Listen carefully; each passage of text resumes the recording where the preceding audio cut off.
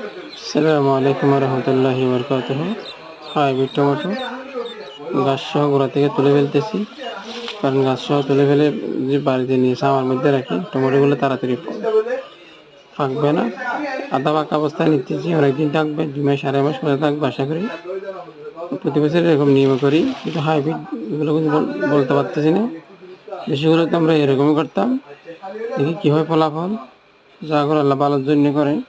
এখানে রাখলে কিন্তু রোদের জন্য টমেটোগুলো তাড়াতাড়ি পেকে যাবে, পেকে গেলে তাড়াতাড়ি শেষ হয়ে যাবে।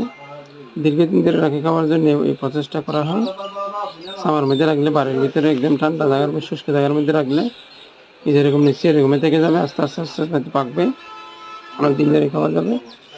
টমেটো তখন সাইজেও থাকবে, টমেটো কিনতেও হবে না তেমন আশা করি। 2 মাস পর দেখলে এগুলো বাকি রেখে যাবে, এগুলোগুলো এখন এভাবে খাতে হবে আর কি। আসসালামু আলাইকুম রহমতুল্লাহ বরকাতুহু। সবাই ভালো থাকবেন, 5 ওয়াক্ত নামাজ পড়বেন।